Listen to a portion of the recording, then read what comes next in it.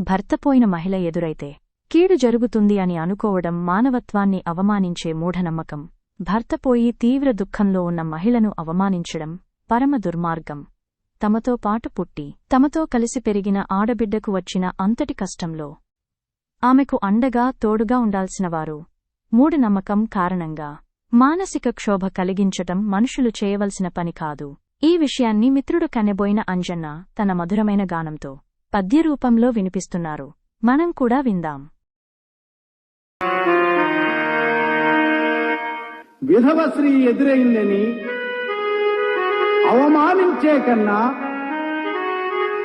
భర్త పోయినటువంటి స్త్రీని ఓదార్చటం మానవ జీవితంలో గొప్ప మార్గం. తుమ్మినా దగ్గినా అపశకునమంటావు, విధవ స్త్రీ ఎదురయ్యే మంచి కాదంటావు. చచ్చింది భర్త అయితే భార్య ఏమియు చేయు, ఓదార్చె గుణమొదిలి బాధించనేలరా.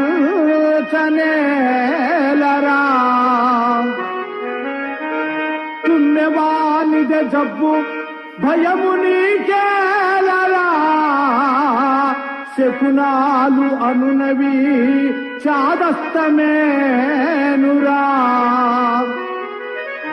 భయము ఉన్నన్నాళ్ళు భ్రమలోనే ఉంటావు, ఆలకించండి అంజన్న మాట.